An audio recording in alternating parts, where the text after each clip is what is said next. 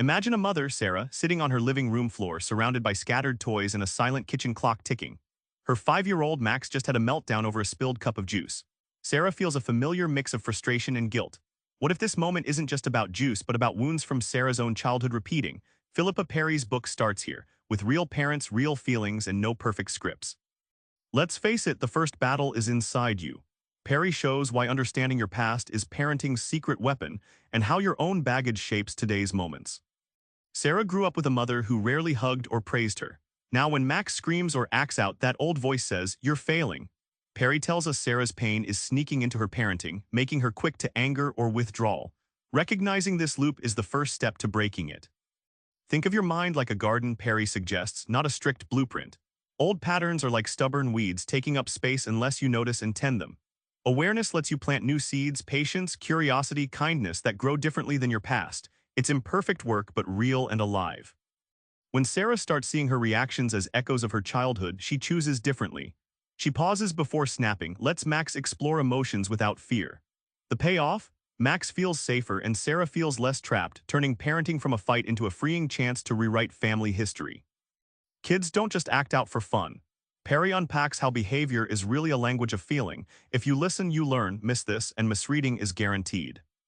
When Max throws himself on the floor, it's more than defiance. Perry shares a story about a boy named Leo whose outbursts masked deep anxiety after his parents' divorce. Recognizing the why behind Leo's actions changed how his parents responded, from punishment to patience, calming the storm. Think of feelings like traffic lights. Red means stop and pay attention, yellow means caution and think, green means go ahead. Emotions aren't villains but important signals about what's happening inside your child's world. Ignoring them is like driving blindfolded, disaster waiting.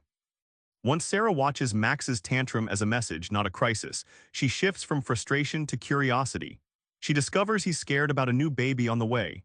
Suddenly, those meltdowns become moments of trust, deepening their bond instead of fraying it. Every parent screws up. Perry shatters the myth of perfect parenting. The trick, seeing mistakes as guides, not graveyards. One night, Sarah yells at Max for breaking a vase. Suddenly, guilt floods her. She's the exact parent she hated growing up. Perry argues this guilt isn't poison but a powerful signal. It means you care deeply, and recognizing it is the first step toward better choices on the next day. Think of mistakes like GPS recalculations. When you go off course, the device doesn't quit, it reroutes you. Parenting mistakes tell you where to turn next. Embracing them helps you stay on the journey, not stall in frustration or shame. Sarah learns to replace "I'm a bad parent" with "I'm learning." That shift transforms tension into possibility. Over time, patterns of yelling soften into conversations, showing that imperfection in parenting is where empathy and growth live. Back to Sarah, she's still navigating those tough moments, but now with less guilt and more curiosity. She listens, pauses, and rewrites the script handed down to her.